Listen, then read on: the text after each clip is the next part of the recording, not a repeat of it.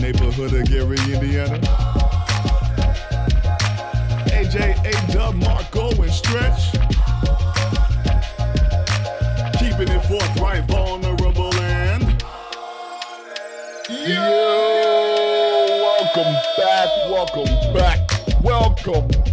Digitally back to another episode of the InforMILLy podcast. How y'all doing, fellas? Good.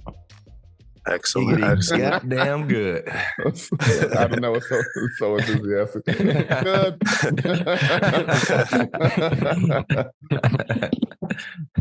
Oh man. It's been a fun little time. I finished my last day of my 17th season with my dance company. And so better. Yeah. Yeah. Sign that contract. What it's looking like. It's been cool. Moved into a new place. Oh, did I tell you? I don't know if I told this when we recorded last times. When we were looking into this new place, when the lady came to show me my new place, as we were leaving, the door next door, we can hear stuff from the apartment next door. And it was a chick getting her shit blown out. She's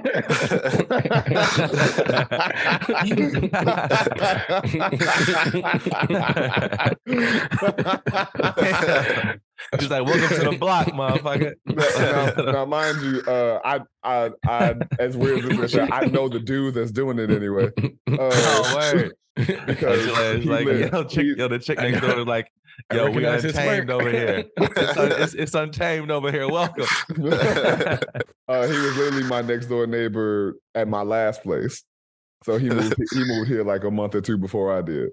And so that's kind of wild to know his like work. timing is in his work. Well, I know what stage this is. He was like, "Josh, you're gonna be here that. about 30, 40 minutes." Okay, word. No, the thing is, I'd never heard nothing in the last place, but we had gotten kind of cool and found some camaraderie with each other. And one day we were talking about occupation. I was like, "Oh yeah, I'm a dancer, choreographer, etc." I was like, "What you do?" And he was like, "Oh, I'm a content creator." And I was like, You know what that means. I just waved my head like, sometimes. Word, okay. He was like, yeah, that kind. I was like, I didn't ask, but okay. Damn. Dude, that's hilarious.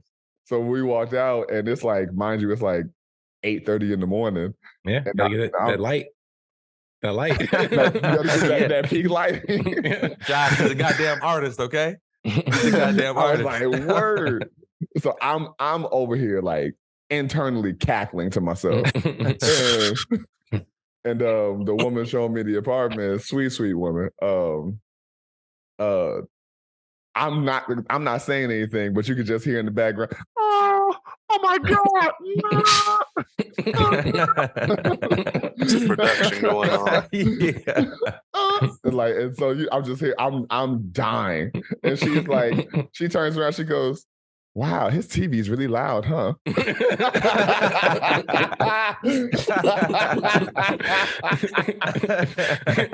If you insist. I was like, I don't think that's a TV, but she's like, what do you think that is? Like, I was like, ma'am, you are retired. I think you know what that is. She wants you to say it out loud. And they did that in 79 too. Say it ain't so. Should have been very specific, like she was like, position. That's what she said. She was like, she's like, do you think they're like praying? And I was like, some people may consider it a spiritual experience.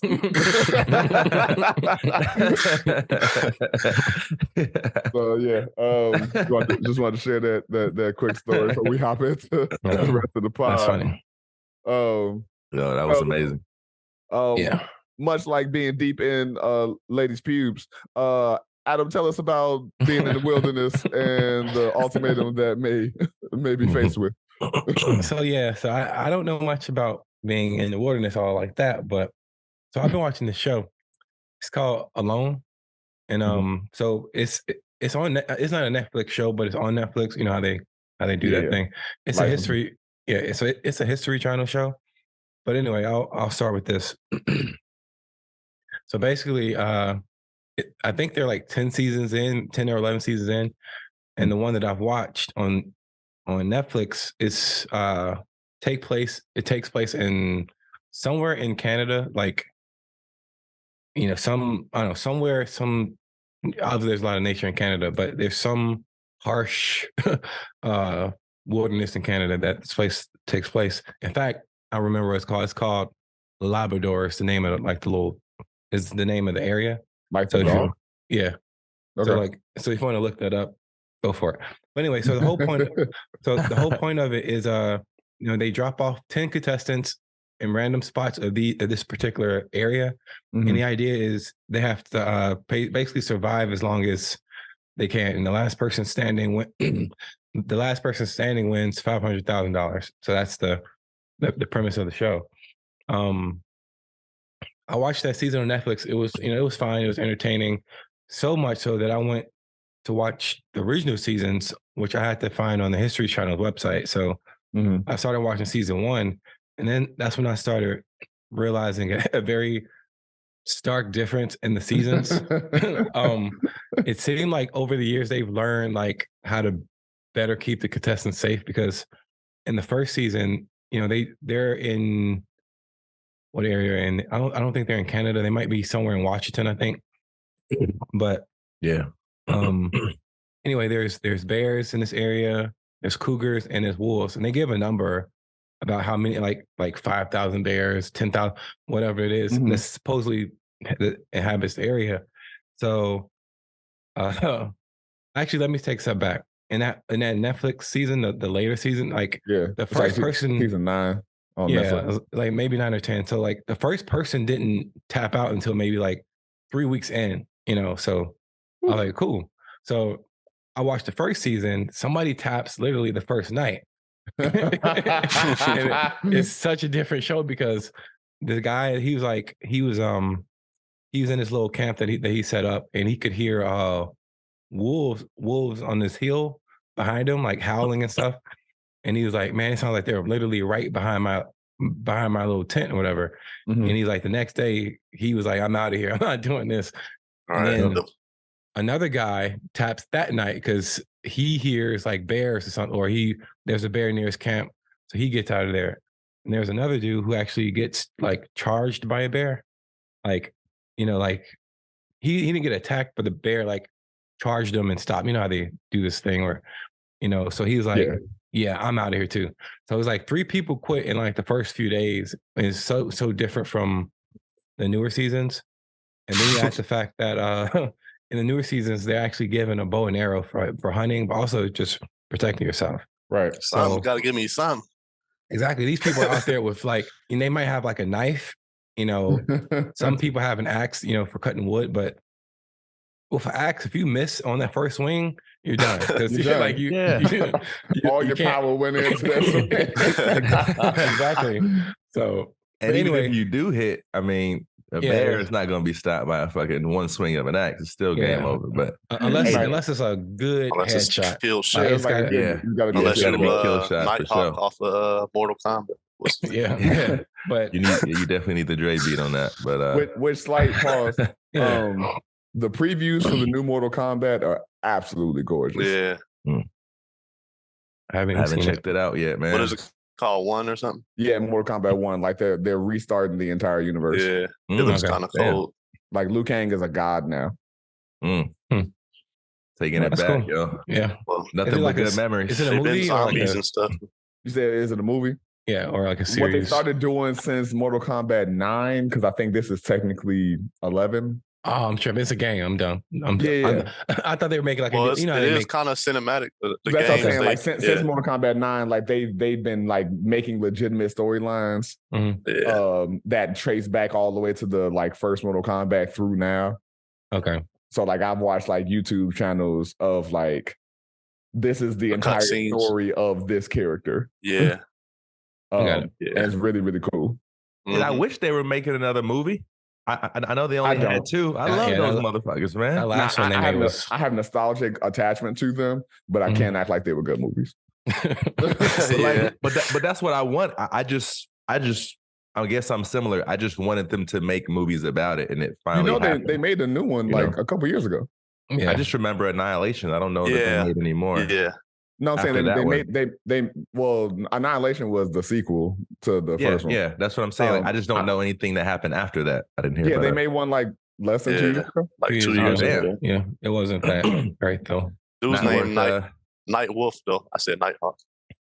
Went straight to On Demand. Because I forget who produced it. It was kind of, I don't want to say it was big, but relatively for the times, post or COVID times. But it was definitely in COVID. But it wasn't bad, but definitely wasn't great. Yeah. Gotcha.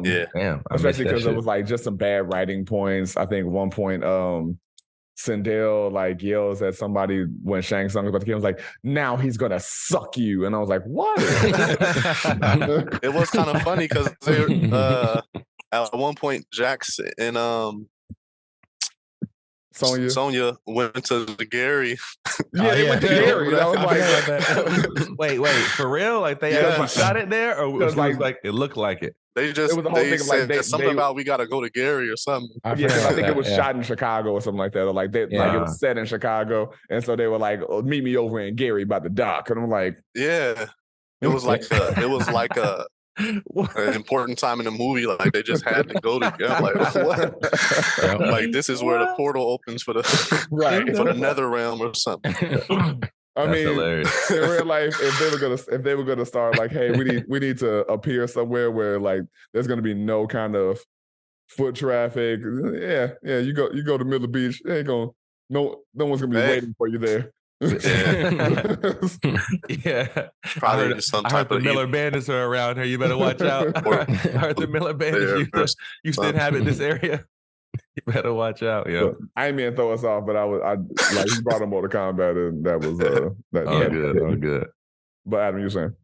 So I say all of that to say, like because that's a big setup there. But all that to say, like, how long do you think you could last? Like, if you say a plane went down, God forbid, and you're in the wilderness, how long do you think you could last in a circumstance where like there's possible predators lurking, and you gotta fish for food and basically live like they did 5,000 years ago. And you're not the only one fishing for that food. Essentially, in that situation, you and the predators are going for the same food, and they're also going for you now. So that's a big part of it. Like you're not, you and the bears and everybody are fishing for the food too. So. Right. And they're like brown bears who will fuck you up for sure. This is not like the ones you can easily scare off like the black bear. These are, real deal Holyfield. All right, Josh. Bear facts with Aaron. And, and this is a circumstance like, let's say it was like a plane crash or something. You're alone. Like it's not you and the rest of road 36B.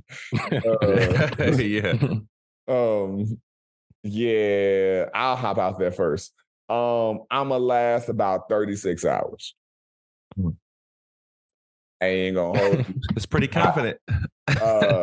Only because I know that's about how long I can go before like I go, I'm done.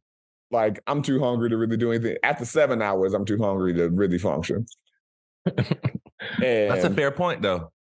And so it's a whole thing of like predators and whatnot. I don't necessarily know. Like, depending on where you are, I'm more terrified of some woodland tarantula coming out than a bear. Not that bears aren't threatening, but I go, at least if a bear comes, they're not gonna like take their time. They're gonna maul. And so for the 30 seconds of horrific pain that'll be, I'll be out this bitch pretty soon. So like I can kind of deal with, as opposed to some snake coiling my neck in my sleep. As far as like hunting and all of that kind of shit, I think if I had a bow and arrow, I'd do pretty well. Bro, just stringing a bow and arrow alone is hard as fuck. I know. For real. But I don't have survival skills. I know I don't. I'm a city nigga. Like I don't. Me in the woods. I know I'm not that person. I remember that time we were all going sledding across the street from my house. Remember we used to like just directly cross the street and then like walk through the neighbor's yard and eventually let us to those dunes and shit. Yeah. I remember that moment. Josh was not about going up and down the hills, man. I remember we had a slight tiff on our journey there. Anyway, that's what I had on that. I'll respond while I'm not froze. I guess depending on where we land, but yeah, I think I could probably last about 3 days. Because I've watched a lot of survival shows. Yeah. And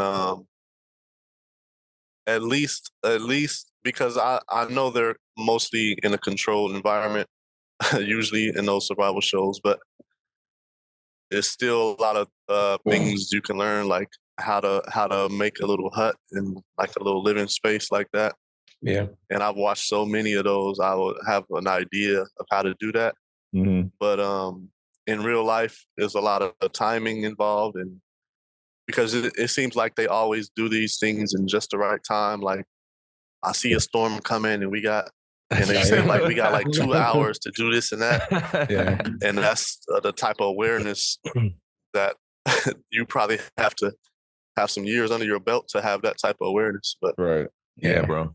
And the thing you need is like you got to like cross the river to get that one thing you need before and come back. Yeah, I feel like when shit gets like to a critical point, I will cross the river. Like I feel like I'll be able to do that. Like, but as far as dealing with animals like wolves and bears and stuff, that's just, I feel like anybody, if they're faced close enough so much for that and don't have weaponry, it's pretty much over. Yeah. I mean, so depending on what you approach with and how cold the environment is, whatever. But I would say I'll probably average about 3 days. I'll find something to eat, some berries or something that probably won't kill me. Catch a little small animal. Squirrel. Fish, go fishing in a little stream that's or something. Thing, like I want to believe like, I can, whittle a stick and do some fishing or but like I ain't a butcher. Like deer meat is delicious, but let's say I, use my bow and arrow, I get this motherfucker. Butchering it, well, shit. Nah, I'm finding the right rocks and sticks to, get a fire, get some kindle wood. I'm gonna only pick wet wood. Like I don't have the skills. Well, let me say this much. So now I know I said it in a plane crash, so you're not set up. But like as far as the show is concerned, though, they're allowed to bring 10 items. So I think I heard of it. Yeah. So like if you want to bring like a fire started type thing, there's different there's different types of things to set fires with. But if you want to bring a knife or a machete, if you want to bring, you can, that's up to you. So you got to, figure out what tools are multi-purpose. Like I can get a lot of use out of this. I actually think I may have seen an episode or two of this. Okay. Yeah, it's on Netflix. Yeah. But like I know I worded it like, if we were in a plane crash where you're not gonna have any of that stuff. So but yeah, so and I guess even if those people were in plane crashes, they probably would, have a lot less time out there because you can't start a fire. And this area, particularly, especially this first season, it's a very wet environment. Like it rains, everything is wet. So it's like it makes it even harder to start a fire when all the wood's wet. So and then this one guy, he basically quit because he lost his fire. I forgot what he called it, but it's not a flint, but it's something else. It's like a metal something. I forgot what it's called, but it's used to set fires. But he lost it basically. So he's like, well, I mean, I can't survive here without fire. So. Is it like it's like a thing that you shave off the metal Yeah, and it sparks. Yeah, it's like aluminum. Okay, yeah. Aluminum will be flammable if you shave it off in little powder form. No, that's not it. It's like okay. it is metal, and the idea is when he does something to it, it sparks, and that's supposed to help the fire start or whatever. But yeah, so anyway, I guess his explanation was he had a jacket. He put the jacket on the log. He put the fire thing on top of his jacket. The thing is black, so it's his jacket. And I guess he says when he went and grabbed the jacket, it must have, just fell off, not forgetting that he put it there. Yeah. And then when he went back, and this is like right on the shore, and the water is coming up, and what he thinks happened is the water from the tide might have came and grabbed it, but like I feel like it's a heavier. It has a little bit of mass to it. I would guess, and it wasn't like it was a tide coming in. It was like just like when you're at the beach and the water just comes up a little bit. It's kind of like that, but it wasn't like aggressive. So I'm like, I don't think he lost it at all. I think he just said he lost it, so he have an excuse to quit. But you're like, no, that's just too gentle, son. Yeah. you just want to get out the show. Yeah, but that show it breaks people though. Like people go there thinking like they're Bear Grylls, and they end up I'm out of here. So but it's funny how much the mentality changed though, because like I said, I watched the last season and the first season, and in the later season, everyone wants to find a bear because they want to hunt it and kill it because they have meat for basically for the entire time they're on the show.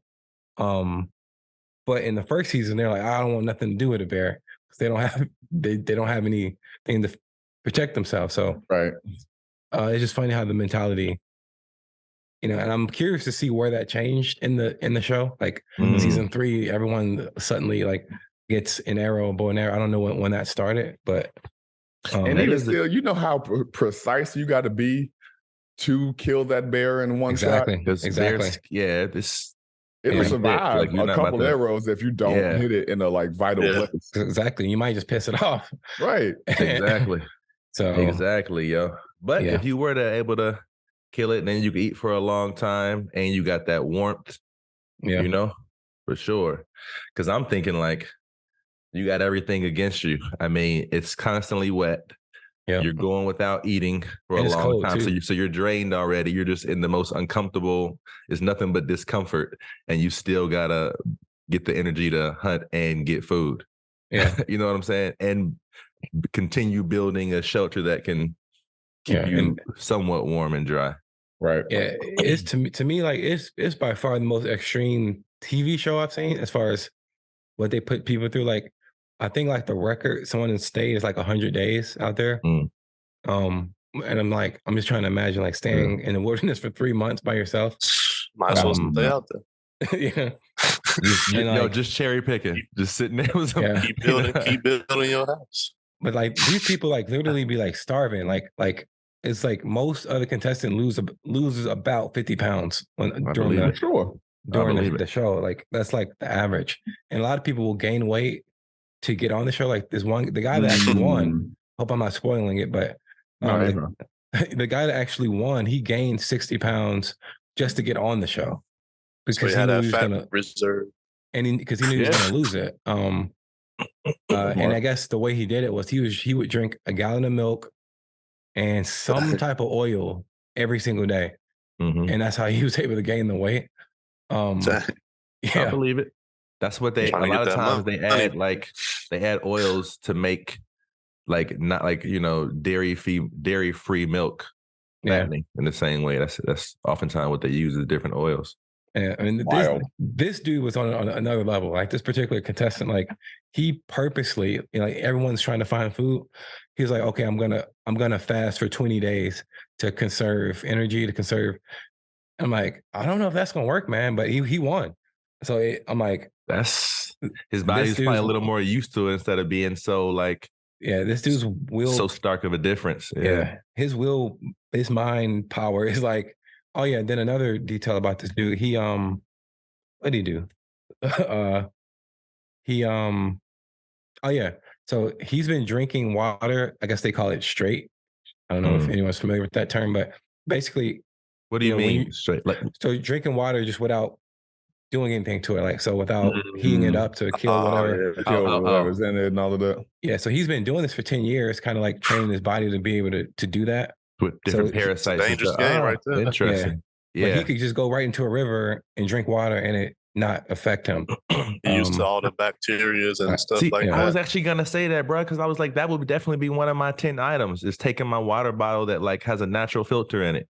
Yeah. You know, like you got you can make a filter. Because you can survive on water, longer without eating. Oh yeah, definitely. Then the opposite. It's like you gotta have some water, man. Yeah. His logic was he's using less resources if he's able to just drink water straight out the river versus heating it up, which takes resources. You gotta find the firewood. You gotta, and the last thing, he's the only contestant to ever not maintain a fire during the process of the show. Like he didn't. The only time he used the fire was to cook. Like he didn't like use it for warmth. So I'm like, he was destined to win this show. Like, so he already trained his body to even stand the cold. Yeah. Yo, he needs an interview. He needs like a good interview. And his book will be properly named Untamed. He deserves that fucking title, it's like for me, I don't have any desire to do anything like that, but I would love to learn some basic survival skills, like how to set a fire, how to just the basic. Right. I don't need to. I don't need to learn how to stay out there for months. But like a few days, so it would be. I think it could be beneficial. Who knows? You never know where you might end up. Yeah, man. Yeah, you never know. I kind of feel like. I mean, like we already said, if I'm coming, I'm thinking about it like this. If I'm coming up against so first I should say, I remember meeting a guy when I was at this market in Washington, and like the place that I was staying is like very close to that area because it's in Washington, but it's also like all you got to do is it's like a 45-minute ferry ride on the Strait, which is why when you said Strait, I was like, what did you mean? The Strait or like a sound to Canada or Victoria, British Columbia, similar area, similar animals and shit lurking. But this dude is like has a lot of experience with bears, and I remember like him because I went to his stand because he had a bunch of sticks and stuff. So he carves them and like sells them at the market. And he was pretty much saying how like he just had no fear of the bears anymore because he knew the difference. He could distinguish the difference between like really truly aggressive bears, even though they're like brown bears typically are more aggressive, bear. Versus like, okay, he's just, it's just a warning versus, okay, get the fuck out of here because it's coming, Yeah. So they kind of made me like, okay, maybe you have a chance if you can make enough noise or like really tell the difference and you're far enough away to, okay, this thing is just giving me a little warning, like chill out. Versus like, because bears can obviously run faster than us. Everything in those woods can run faster than us. And I'm thinking of like, if bobcats or mountain lions see you, I mean, if you see them, that means they've seen you for like 3 miles already. Yeah, that's like the understood thing. Like if they allow you to see them, that means they've been tracking you already. I've seen some videos. Every resource to do so. So I'm like, man, I'm trying to think about like how many days I could really survive if I come in contact with any of those things. That's a whole different. And how long they've been smelling and seeing me while I'm out there trying to get water and shit, just waiting for the right time. Yo, if you in like a wolf pack territory, like that's pretty crazy. Like they definitely know you there. Right, and they could be closing in on you. Like they could smell you from miles away. It's like, and if you get a cut if you make a mistake and cut yourself or some shit. Yeah. Come on, man. And I be having all my smell good oils and shit. Like, bro, that eucalyptus ain't gonna save you, son. Be trying to barter with them. Look, man, I'll give you this whole bottle. Y'all can use this, man.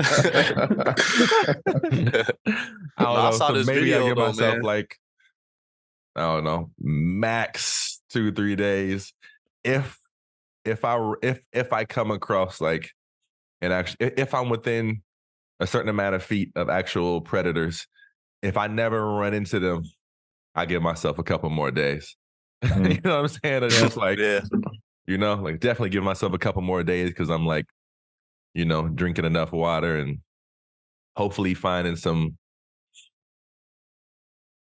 I don't know, this the fucking bear. I mean, yo, even the berry argument. It's like I am not confident enough to be like, this 100% won't kill me if I eat 2 of these things. You know what I'm saying? Sure, I know what a raspberry or a blueberry or blackberry. I know what those look like. So you can see them in the wild. Raspberry and blackberries look like, but even though some of them are not good for you. I've actually eaten them in Washington and in Canada, and I was not 100% sure. I just did. That's the thing. Like we used to have like plants by my house. I mean, you remember like that would be on that like back gate, yeah. Yep. And I would look at them like it looked like a blackberry, but yeah, fucking Gary, I don't know, like that. It's a Gary Berry.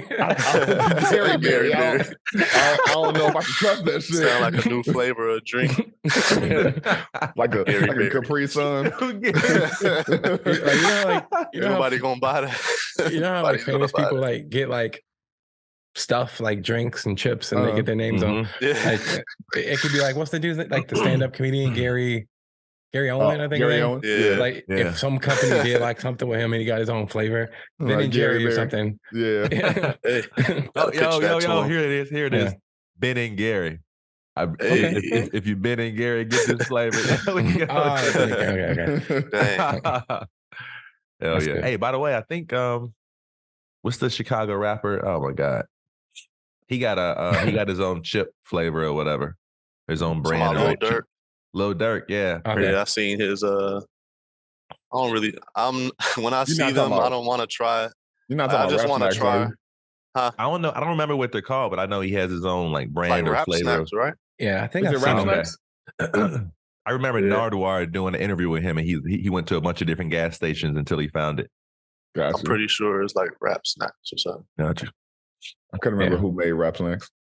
I didn't think it was him. Well, the question is, how long can we survive in that environment with rap snacks? You know, how many days? Dude, I never had them, but that would be a treat.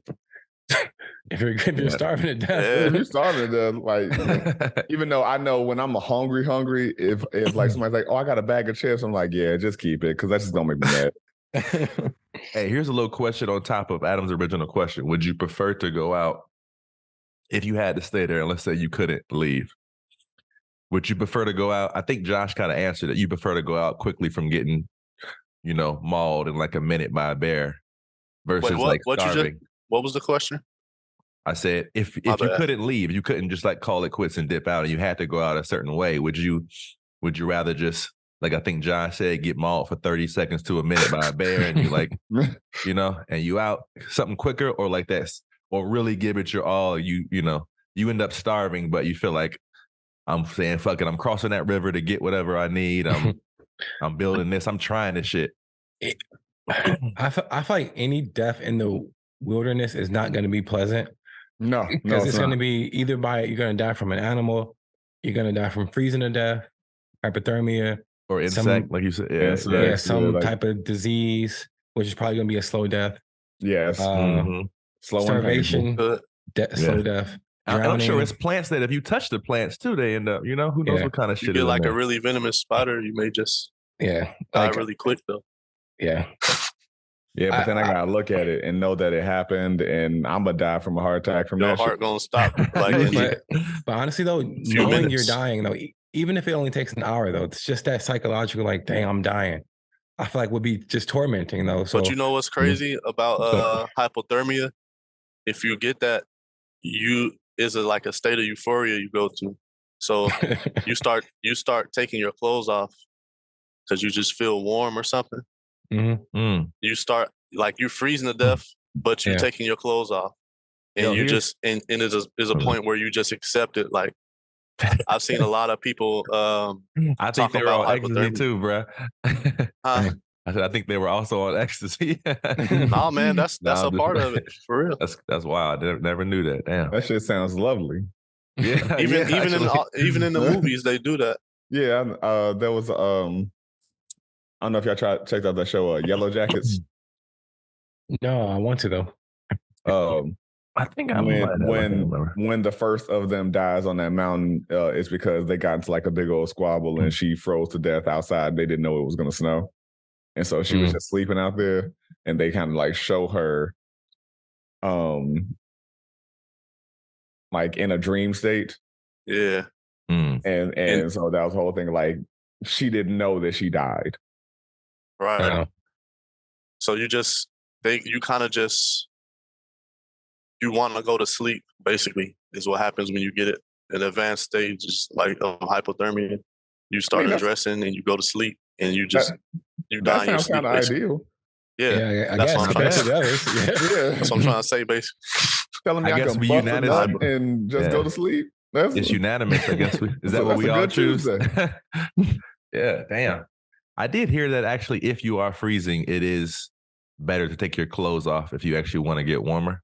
You take your clothes off and like wrap your, like if you're in a sleeping bag or some shit like that, you take your clothes off and it actually warms you up quicker.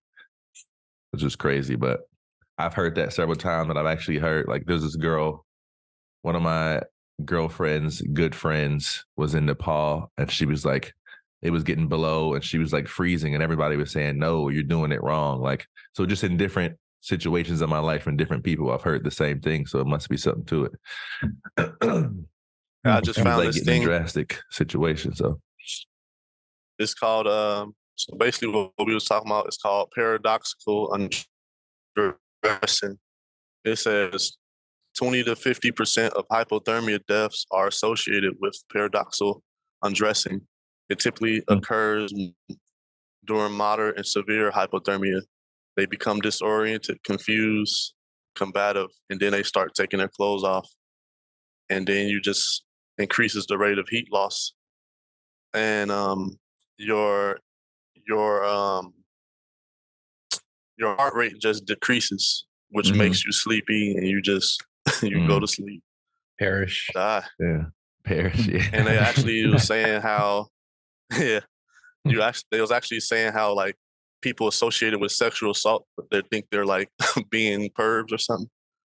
But they're actually like in advanced stages of hypothermia. I mean, for all intents and purposes, that cold is raping you. So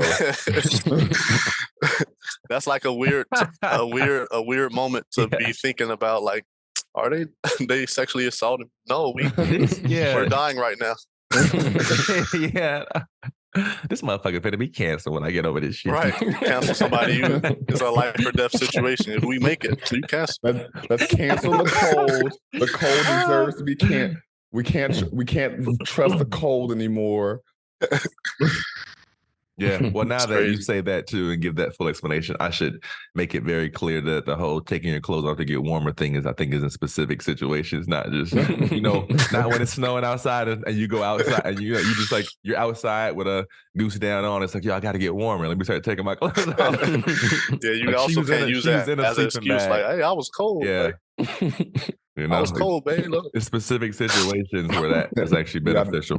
Out there sending mixed signals to that cold. that cold thought they was just about to beat them yeeks.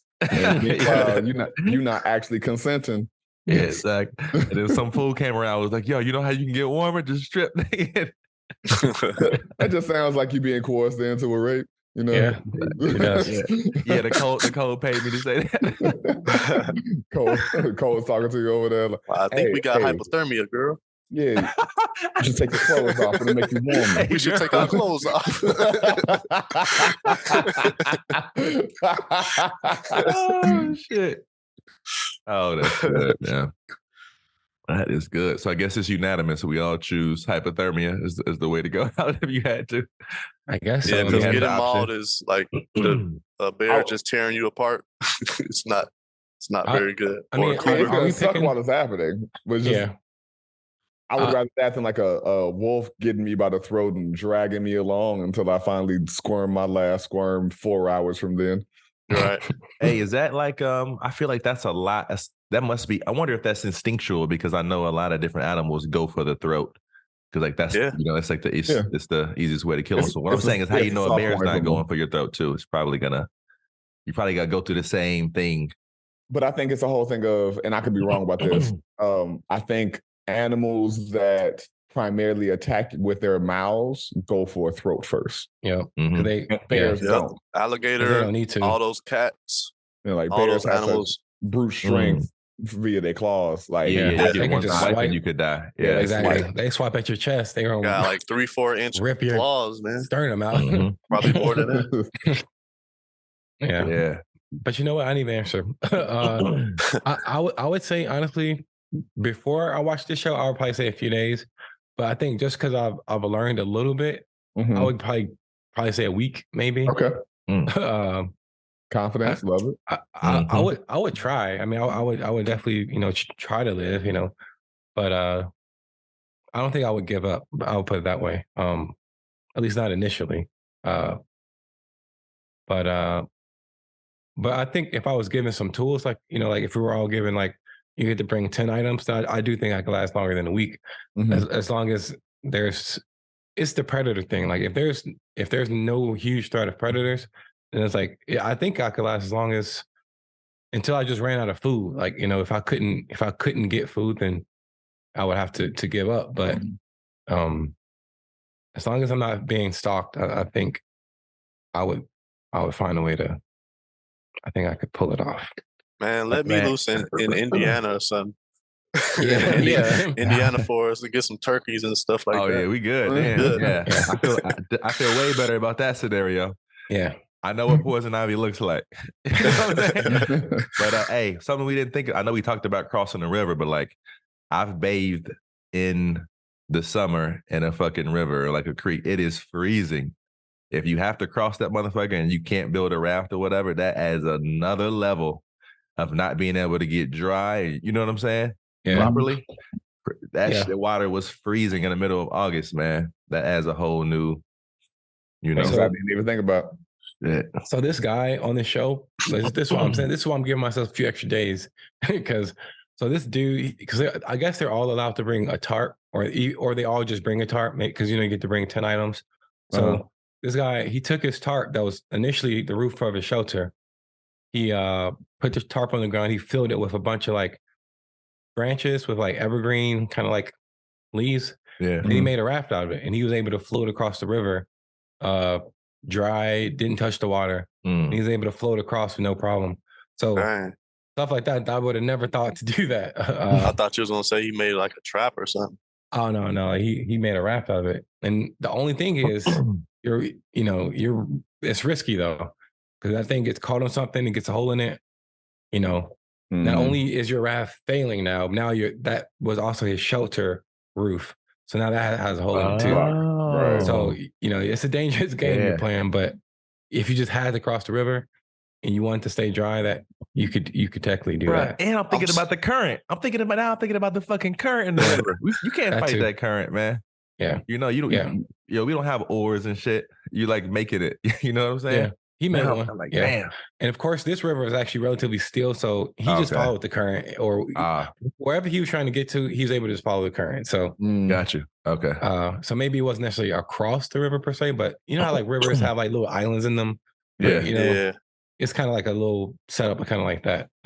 Okay. But yeah, it's a fascinating. I'm not even into that stuff per se, but I just like let me check this out, and I ended up thoroughly enjoying it. It's fascinating. Yeah. As we talk about it more, I'm like realizing that like this is something that my sister a little bit ago was telling me about, and I was like, because you said it's called Alone, right?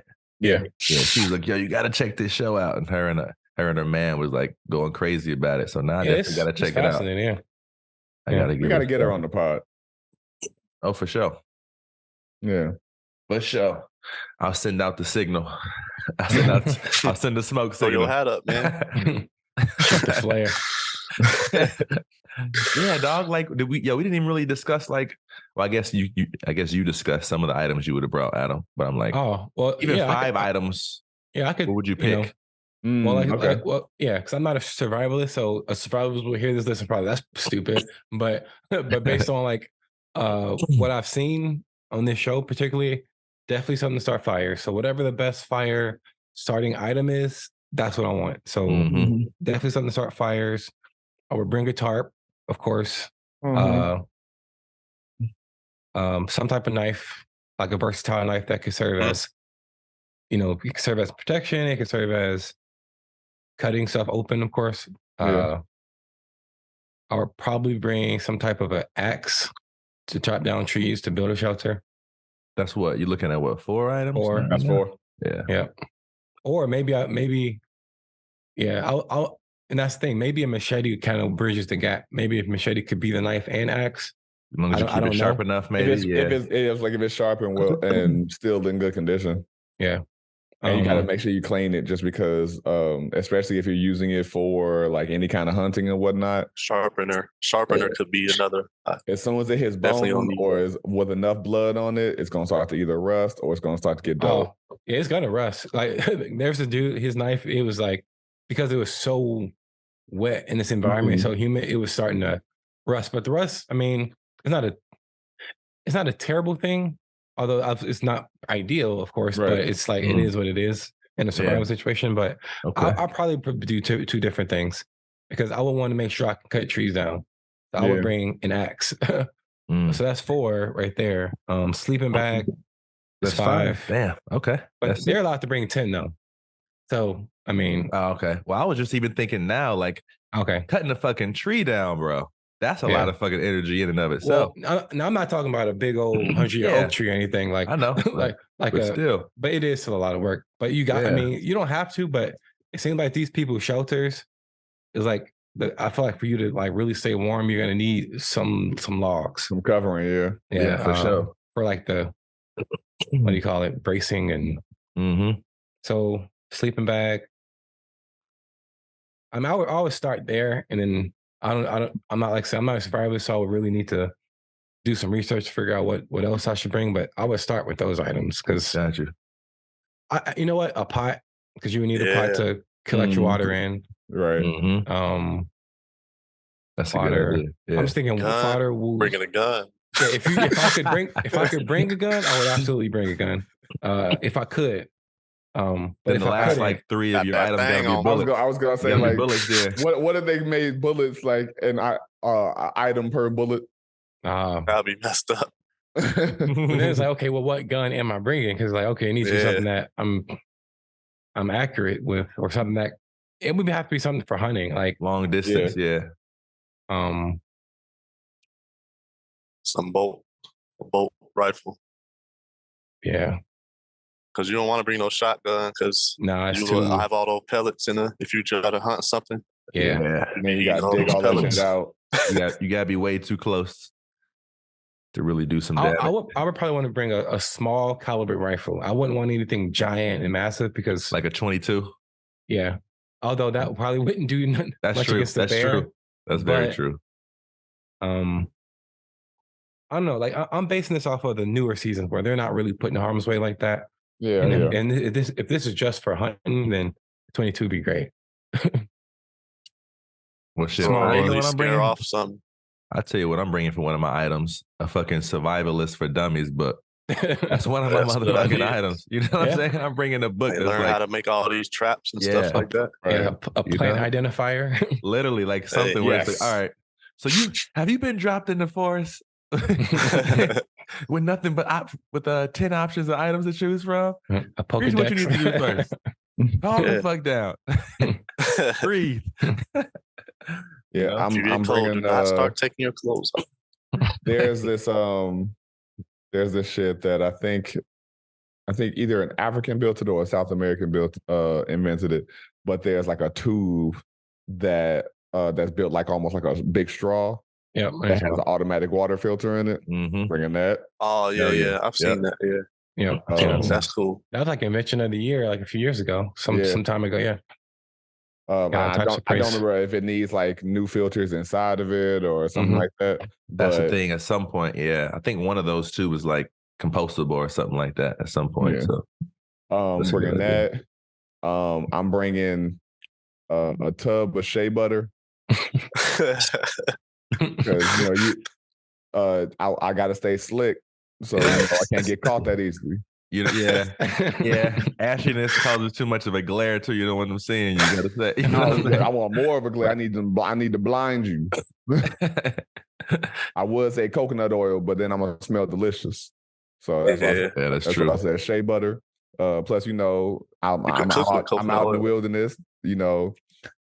Meat got to get eaten. Meat got to get beat. So and bring some seasoning. Bring some seasoning for your meat. They got to bring that Lowry's. For my bear meat, gotta bring that Lowry's. That would be the funniest thing on the planet. If there's a black contestant and they bought like a bottle of hot sauce or something. That gotta be a sketch, man. Like the hood contestant, like bringing stupid stuff like they don't know how. Has that been done though? Has that been done? And can we do it? Can we meet up back in Indiana or somewhere and fucking do something like that? Some silly ass camping? Some silly ass camping show. Make a skit. Go camping. We should go camping though. Yeah, I love camping. I'm not saying in the wilderness for 90 days, but bro, for sure. We can. There are people. Plenty of people go to camping, Washington and Alaska and all these places, and it's like they do just fine for like a weekend, 4 days or something. I've been both camping and glamping. I'm not a woodsy nigga. And it's cheap. It's cheap, which is appealing, Josh. It's like $30-$40 a day for sites. I mean, it better be cheap. Shit, I'm not paying for nothing. I'm living like a homeless man. I'm just saying, man. We could do the glamping thing too, though. No, yeah, it's whatever. I'm down for whatever. For sure. But I was saying for real on some like comedy skit shit. I do think we could be successful. That'd be funny, man. Like I brought me a fidget spinner. I got ADHD, so I needed something to keep my attention. I brought my motherfucking New York Yankees hat because I'm gonna die in my fitting. I'm a die-hard fan out here. Yeah, I represent the fucking Bronx to the fullest. So that's all I'm saying. New York state of mind all the time. I'm trying to think. Is there any other smart and/or stupid things I would bring? No, not that's rushing to mind. But I definitely think like hot sauce would be necessary. Like you can make anything taste better with hot sauce. Yeah, no, that's true. It's always fascinating how when they are lucky enough to catch something, a squirrel or whatever, how they are so appreciative. Which I get. Don't trust me, I get it. Well, you don't have to trust me because I don't know what it's like. But it's always interesting because they always rave about how good it is. I'm like, it can't possibly be that good. I mean, but I guess given the circumstance, maybe it is. But this is so good. I'm like, I know what you mean though. It's like, bro, you're just hungry. You're just hungry, right? There's nothing about that that's actually delicious. Yeah. I remember going back and watching some of them like original episodes of Survivor, and one of the black women being like, "That's a rat. I'm not eating that." And they're like, "Yo, trust us. It tastes like chicken."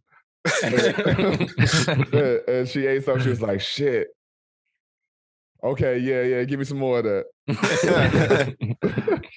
No, that is funny. I remember like being younger and like when I ate meat, like eating all this, like going to restaurants in Chicago actually with this family friend, and he would like after whatever we did, the museum or a play or whatever, we'd always go to fancy restaurants in Chicago and we would order and try new things.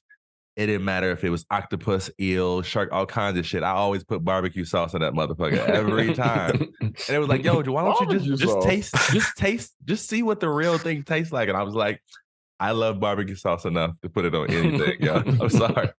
That's hood, man. That shit be pissing me off. Like when I go places and they're like, "Oh yeah, we have a beautiful cod. We have a red gill tuna or whatever.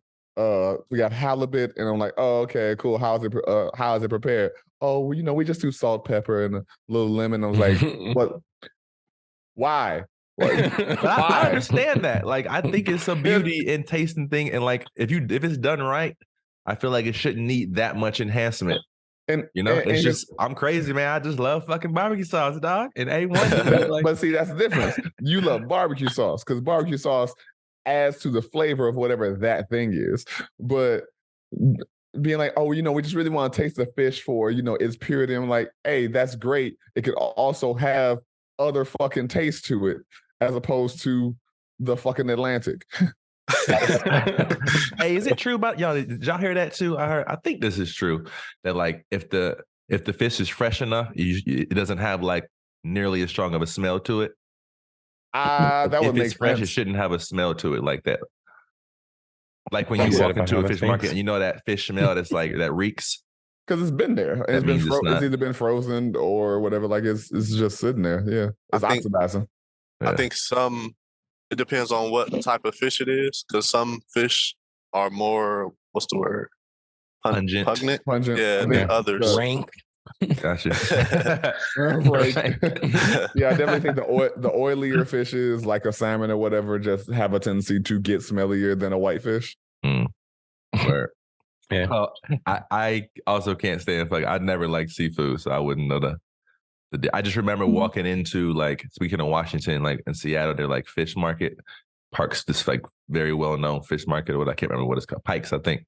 Yeah. And in certain sections, it just didn't smell, and I was not used to that because everywhere else I've been, when there's fish, I could tell. I'm like, oh, there's something to it. Asked the guy and filled me in, but right. That actually makes me think. Have you guys ever had the Hawaiian dish poke? Yeah, I have. I like it. I don't think I have. I know of poke, but I don't think I have. Me too. It's funny because I've always thought it was called. I thought it was called poke for like the longest time. Of course. And then there's a place out here called Poke Bros, but we were calling it Poke Bros, which we kind of jokingly, I kind of sound like a porn website, you know. But anyway, it just hit me now, like when you said, you know, fish is fresher when it doesn't. Anyway, so there's two locations out here that there's one like near my job and there's one like near where I live. And I'm just not realizing the one near my job, it always smells bad. Like when you walk in there, but it's like, oh, it's fish, so whatever, you know, it is what it is. But then like, wait a minute, the other location, it just smells. You don't smell anything. You just walk in, it's just scentless. And now I'm like, that can't be a good thing if you could just, you know, just straight up see you walk in the door, like, which makes me think that's why I never see anybody like eating inside that particular location. But in the other location, people be eating inside. So it just hit me that, you know, maybe I should stop going to that location. But quite dang, man, that actually brings back memories of like fishing in Lake Michigan, man. Certain places. You fished in Lake Michigan? I never fished in Lake Michigan. Just giving, like when I was younger, we used to like fish actually most of our fishing was done camping in other places, but I saw a couple of dudes out there and we, you know, I tried it out when I was younger, but I like to. I want to get back into fishing because I used to as a kid. We never fished in Lake Michigan, but there's like plenty of lagoons in that area that we were fishing. Honestly, that's what it was. I'm sorry. Thanks for correcting me because it was like a little offshoot like lagoon or I guess that's the best word. But they kind of fed into Lake Michigan. Confused because I was like, you fished in Lake Michigan? I didn't. I mean, you probably could though. Like, I've seen people on the shore that's like different parts of it. Yeah, it's probably some good fishing. Like you know, you got little inlets and stuff like that. You got to take a boat out there. I was like, you got to go out. Yeah. Well, more like inlets, like little calmer areas that are like just one way in and one way out, so it doesn't allow like the waves aren't really coming that hard and shit. But that's like it made me think of that because I was like, okay, maybe in Washington, you don't have to travel. Like the fish doesn't have to travel as far to get to where you're gonna sell it. You know what I'm saying? So that's probably part of why it's so fresh because it really still is. You know, it's not. I'm thinking about that in like Chicago, depending on what you're getting from the lakes and different things. Maybe that's why one place smelled better than the other. But all right, Bobby. But all right, fellas, let's wrap it up there. Before we get out of here, do you have any last thoughts you want to share? Write us in. Let us know how many days you think you would survive. And if you want to jump on the podcast, come on. I mean, we'd love to have you. We say that every goddamn episode. Hit us up. Give us some feedback. You know. Yeah, I ain't saying that shit no more. We said it for over 100 episodes. Why? So you let me say all that shit and then you fucking... Yeah, I let you say it. I'm not saying that shit no more. It's like y'all know where to write us. You know where to find us. We love you. We appreciate you. And every connection that you have, every person that you feel camaraderie with, every component that makes up the composite of the compilation that makes your life. And in whatever direction you come. We always hope, empower, and encourage and implore you to always keep it forthright, keep it vulnerable, and please do your goddamn best to keep it honest. This has been the InforMILLy Honest Podcast. Peace. You had that Obama type cadence for alliteration. Every combustible engine that drives your life. Honest, forthright, and just keep it honest. Vulnerable.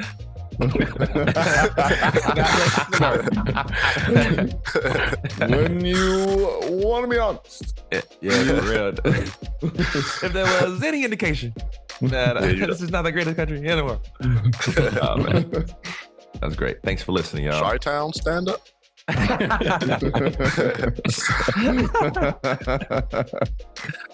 I think those brothers from Miller Beach, Indiana. Good brothers. That is like his thing, right? I highly recommend them. Take care, y'all. Peace, world. Peace. Peace, God.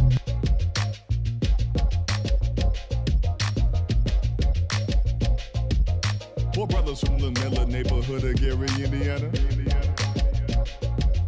Four brothers from the Miller neighborhood of Gary, Indiana.